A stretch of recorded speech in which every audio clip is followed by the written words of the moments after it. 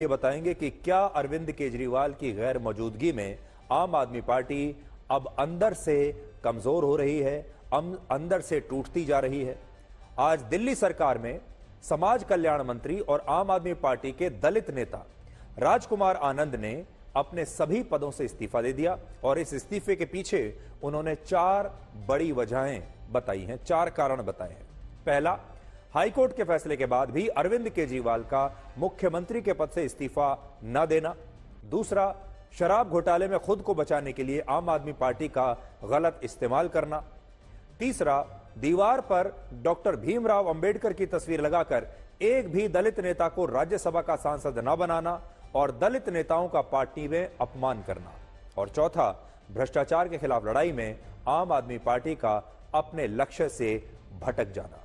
ये 4 कारण इन्होंने बताए हैं और आज अरविंद केजरीवाल की ही सरकार में उन्हीं के एक मंत्री ने यह कहते हुए इस्तीफा दे दिया कि भ्रष्टाचार पर जो कुछ हो रहा है आम आदमी पार्टी में इस मुद्दे पर, उससे वो सहमत नहीं। राजकुमार आनंद अरविंद केजरीवाल के सबसे पुराने साथियों और सहयोगियों में से एक हैं और वो तब से अरविंद केजरीवाल के साथ जुड़े हुए थे जब उन्होंने वर्ष 2011 में अन्ना आंदोलन में हिस्सा लिया था। समय का चक्र देखिए, अरविंद केजरीवाल की राजनीति में एंट्री ही भ्रष्टाचार के मुद्दे पर हुई थी और आज उन्हीं के साथ ही उसी भ्रष्टाचार के मुद्दे पर उनका साथ छोड़ रहे हैं। अब इस सवाल पर आते हैं कि क्या इस इस्तीफे के पीछे कोई और वजह भी हो सकती है। आज से 5 महीने पहले नवंबर 2023 में ईडी ने राजकुमार आनंद के ठिकानों पर भी छापा मारा था और यह बताया था कि राजकुमार आनंद पर 7 करोड़ रुपए से ज्यादा की मनी लॉन्ड्रिंग और हवाला के लेन देन के संगीन आरोप हैं।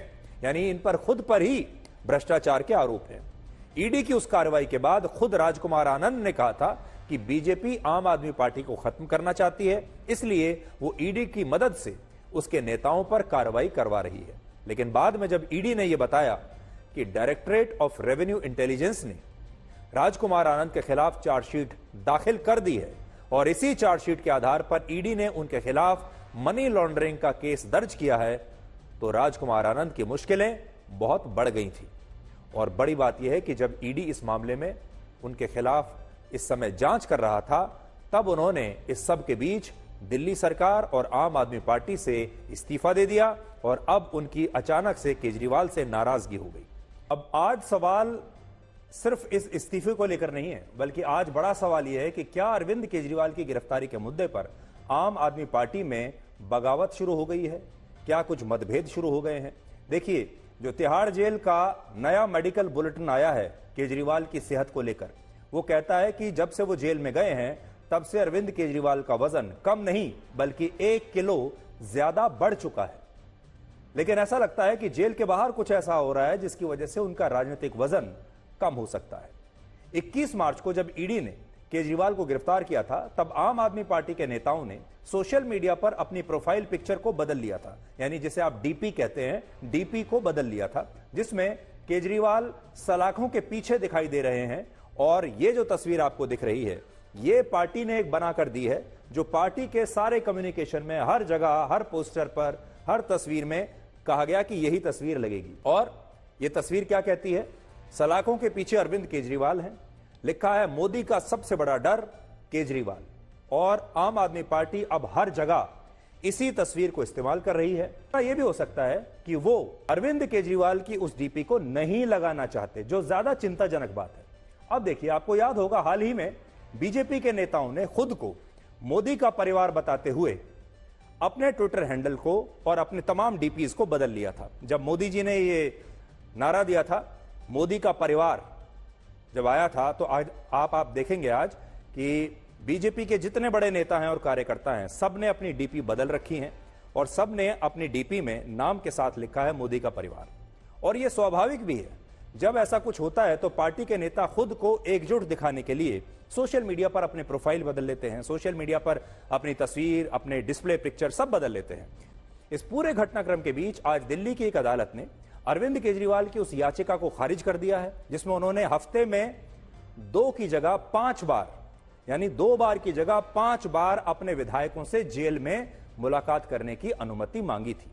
अदालत ने अपने फैसले में कहा कि अरविंद केजरीवाल उसे ये बताने में नाकाम रहे कि वो हफ्ते में 5 बार अपने वकीलों से क्यों मिलना चाहते हैं और कहीं वो इन मुलाकातों का उपयोग किसी और उद्देश्य के लिए तो नहीं कर रहे हैं। यानी वो मुकदमे की आड़ में जेल से सरकार चलाने की तो कोशिश नहीं कर रहे हैं और हफ्ते में 5 दिन अपने वकीलों से मिलने की मांग शायद इसलिए तो नहीं कर रहे हों।